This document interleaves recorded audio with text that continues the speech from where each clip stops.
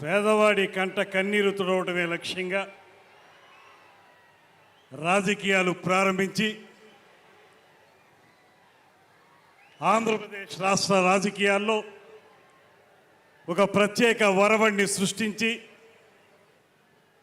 రాజకీయాలనేవి నాయకుల అధికారం కోసం కాదు, సామాన్య ప్రజానీకాన్ని అందలం మీద కూర్చోపెట్టాలనేటువంటి ఆలోచనకి స్ఫూర్తినిచ్చి రమారమి 11 సంవత్సరాల పాటు అవిశ్రాంతంగా రాజకీయ పోరాటం చేసి ఈ రాష్ట్రంలో ఒక కూటమి ప్రభుత్వం ఏర్పడడానికి, కూటమికి రూపకల్పన జరగడానికి కీలకమైన వ్యక్తిగా కేవలం యావదాంధ్రదేశంలో మాత్రమే కాదు, ప్రపంచ రాజకీయ చరిత్రలోనే తనకంటూ ఒక ప్రత్యేకమైనటువంటి ముద్ర ఏర్పరచుకున్నటువంటి పెద్దలు, మనందరి నాయకులు, జనసేన పార్టీ అధ్యక్షులు, ఇవాళ ఈ రాష్ట్ర ఉప ముఖ్యమంత్రి, రాజకీయాలకి కొత్త నిర్వచనం చెప్పినటువంటి శ్రీ పవన్ కళ్యాణ్ గారికి మనందరి తరపున కూడా ప్రత్యేకమైనటువంటి ధన్యవాదాలు తెలియజేస్తూ, వేదిక మీద ఉన్నటువంటి ఈ కార్యక్రమాన్ని తన నేతృత్వంలో అత్యద్భుతంగా నిర్వహించినటువంటి నాదెండ్ల మనోహర్ గారు, అదేవిధంగా పెద్దలు శ్రీ నాగబాబు గారు, నూతనంగా శాసనమండలి సభ్యునిగా ఎంపికైనటువంటి శ్రీ నాగబాబు గారు, వేదిక మీద ఉన్నటువంటి 50 మంది పార్లమెంటు సభ్యులకు, శాసనసభ్యులకు, శాసన మండలి సభ్యులకు, అదేవిధంగా వివిధ కార్పొరేషన్ల చైర్పర్సన్స్కు, డైరెక్టర్లకు, అన్నిటికంటే మించి ఇవాళ పవన్ కళ్యాణ్ గారి పిలుపు మేరకు జనసేన పార్టీ జెండా రెపరెపలాడుతుందంటే దానికి ప్రధాన కారకులైనటువంటి 50 మంది జన సైనికులకు, వీర మహిళలందరికీ కూడా నమస్సుమాంజలి తెలియజేస్తా ఉన్నాను. Rome was not built in a day. ఒక మహానగరం ఎప్పుడూ కూడా రాత్రికి రాత్రే నిర్మించబడదు.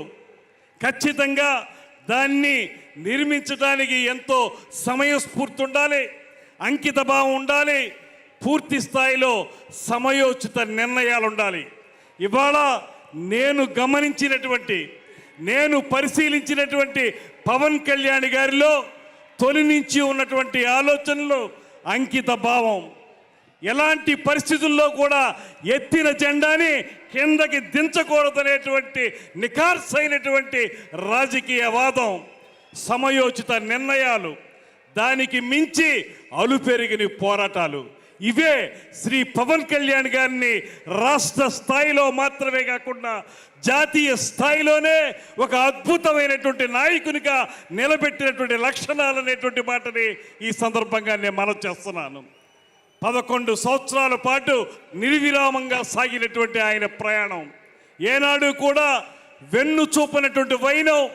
ఆ రోజు 2019లో మనందరం కూడా ఓడిపోతే, ఒకే ఒక్క సీట్ వస్తే కూడా మంగళగిరి ఆఫీసులో ఆయన చెప్పిన మాట నాకు ఇప్పటికీ కూడా చెవుల్లో గింగురుమంటూనే ఉంటుంది. ఆయన ఒకే ఒక్క మాట చెప్పారు, ఓటమనేది నన్ను 1 గంట మాత్రమే బాధ పెట్టింది. ఆ తర్వాత నేను అనుకున్నాను, ఈ కంఠంలో ప్రాణం ఉన్నంత వరకు కూడా జనసేన పార్టీ జెండాని నిలబెట్టాలనేటువంటి మాటతోనే నేను ముందుకు వెళ్ళాననేటువంటి మాట వారు చెప్పింది. అదే మాకు శిరోధార్యమైంది. ఇవాళ ఆయన మాట ప్రకారమే ఆయనతో కలిసి ప్రయాణం చేస్తూ ఉన్నాం.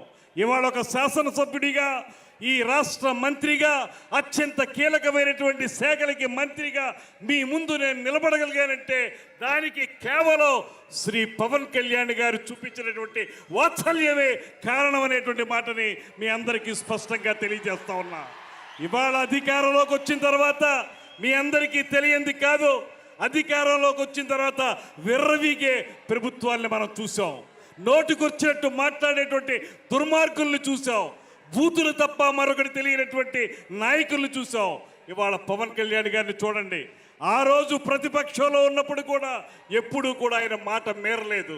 ఒకే ఒక్క మాట ఆయనకి చెప్పారు, రేపు అధికారం వచ్చిన తర్వాత మీ పరిస్థితి అవుతుందో గమనించుకోండి అనేటువంటి మాట మాత్రమే ఆయన చెప్పారు.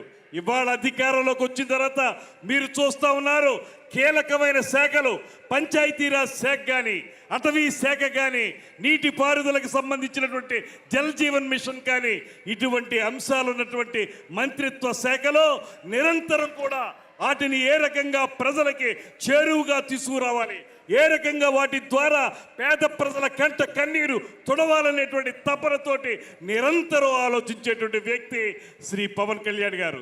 అందుకే వాళ్ళు ఎన్ని మోగినా కుక్కలు అరుస్తాయి, అరిచిన కుక్కల్ని మనం ఏం పట్టించుకోక్కర్లేదనేటువంటి మాటతోటి ఇవాళ ఆయన చేస్తున్నటువంటి కార్యక్రమాలు నేను ఒక్కటే మనవి చేస్తున్నాను. ఇంకా విర్రవీగుతున్నటువంటి వైసీపీ నాయకులకి ఒకే ఒక్క మాట చెబుతున్నాను, మీరు కార్పొరేటర్కి ఎక్కువ, ఎమ్మెల్యేకి తక్కువ అన్నారు. ఇవాళ నేను చెప్తా ఉన్నాను, మీ తండ్రి రాజశేఖర్ రెడ్డి కాకపోతే నువ్వు కనీసం కౌన్సిలర్ కూడా అయి ఉండేవాడు కాదనేటువంటి మాటని ఈ సందర్భంగానే మనం చేస్తున్నా. ఆయనకున్నది ఏనాడు కూడా తన వెనకున్నటువంటి వ్యక్తుల గురించి ఆయన ఏనాడు రాజకీయాల్లో ముందుకు వెళ్ళలేదు. తన ముందున్నటువంటి ప్రజానీకాన్ని, తన వెంట నడుస్తున్నటువంటి జన సైనికుల్ని దృష్టిలో పెట్టుకునే ఆయన రాజకీయాన్ని నడిపారు. అందుకే ఇవాళ ప్రపంచ వ్యాప్తంగా ఒకే ఒక్క మాట చెప్తున్నారు, 100% స్ట్రైకింగ్ రేట్. నిలబెట్టిన 21 సీట్లు 21 సీట్లు నెగ్గటం, నిలబెట్టిన 2 ఎంపీ సీట్లు 2 నెగ్గడం అంటే రాష్ట్ర రాజకీయాల్లో కాదు, జాతీయ రాజకీయాల్లో కాదు, ప్రపంచ రాజకీయ చరిత్రలోనే ఈ రకమైన రికార్డు మరే పార్టీకి, మరే రాజకీయ విధానానికి లేదనేటువంటి మాటని ఇవాళ ముక్త కంఠంతో అందరూ చెప్తా ఉన్నారు. ఈ సందర్భంగా ఒక్కటే నేను మనవి చేస్తున్నాను, ఒక సరైన దిశానిర్దేశం ఇవాళ మనకు చేయబోతున్నారు శ్రీ పవన్ కళ్యాణ్ గారు. మన ముఖ్యమంత్రి గారు చెప్పినటువంటి బాట ఏదైతే ఉందో, మనకు చూపిస్తున్నటువంటి ఇద్దరు కూడా, ఒక పక్కన గ్రేట్ విజనరీ ఆఫ్ ఇండియాగా పేరు పొందినటువంటి చంద్రబాబు నాయుడు గారు, మరో పక్కన పేద ప్రజల కోసమే రాజకీయ పార్టీ నడుపుతున్నటువంటి శ్రీ పవన్ కళ్యాణ్ గారు. వీరిద్దరి పైన ప్రపంచంలోనే ఉక్కు మనిషిగా పేరు పొందినటువంటి నరేంద్ర మోడీ గారు, ఈ ముగ్గురు కలిసి ఈ కూటమి ప్రభుత్వం ఈ రాష్ట్రాన్ని సువర్ణాధ్యాయంగా మలచడానికి సిద్ధంగా ఉందనేటువంటి మాటని మరొకసారి మనవి చేసుకుంటూ, వారిచ్చే దిశానిర్దేశంతో ఒక పక్కన పార్టీని బలోపేతం చేసుకోవటం, మరో పక్కన ప్రభుత్వాన్ని మంచి ప్రభుత్వంగా ముందుకు తీసుకెళ్ళడానికి నిరంతర నిర్విరామ కృషి చేస్తామనేటువంటి ప్రతిజ్ఞని తెలియజేసుకుంటూ, మరొక్క మారు మనం ప్రజలకి పునరంకితం అవుతాం అనేటువంటి మాటని మరొక్క మారు మీ అందరికీ తెలియజేసుకుంటూ, ఈ అవకాశం ఇచ్చిన పెద్దలందరికీ కూడా నమస్సుమాంజలి తెలియజేస్తూ సెలవు తీసుకుంటున్నాను. నమస్కారం. జై జనసేన.